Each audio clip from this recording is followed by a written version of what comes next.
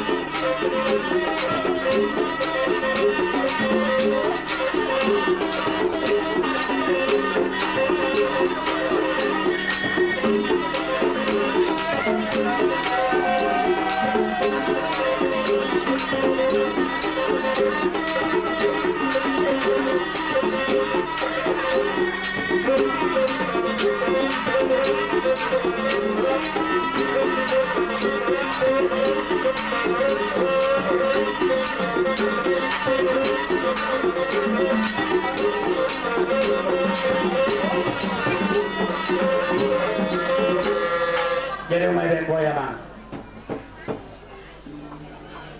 ala na boronane mabuo kabonaran mabuo kasitona napabungo kami sa luhok na anak ni Borona yang anak bertiburu di ba mabuo hehe so abonaran din jato naman kasi teman dia dawa kena mohon dawa kena nila dari berbuat yang itu patut kena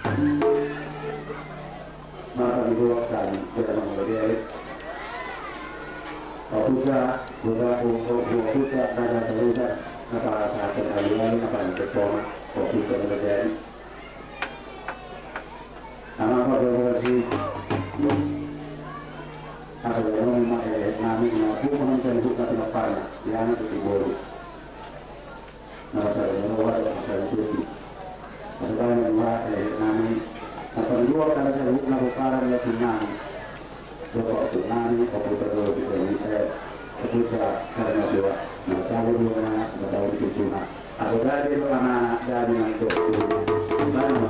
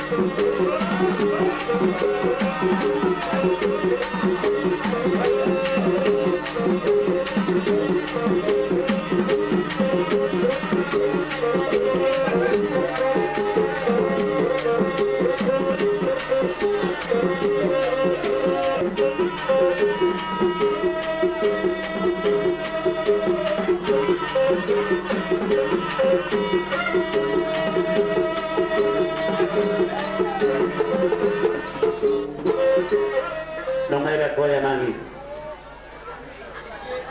asa benamo muse dokan dia putra na pito sebelana hele tu nasida asa dengan dia akan ada boy jono atana jono asa boy hato panoma terus semua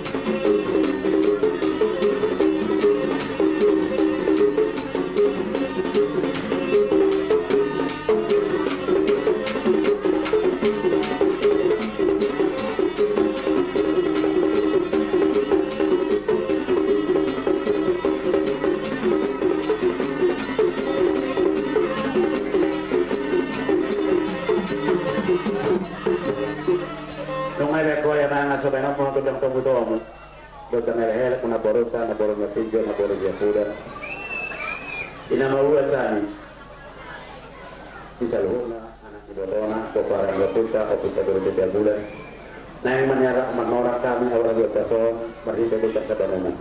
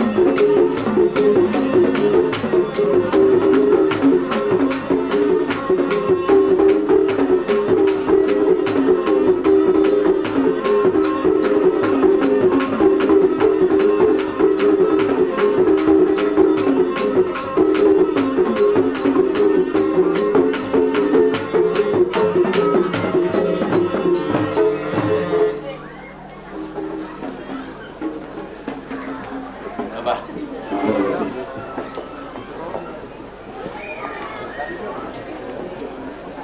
Nung Arizon, so kaujahan na po na buhay siya pula. Asa naman mula, kung ang butang lalagos. Butang lalagos.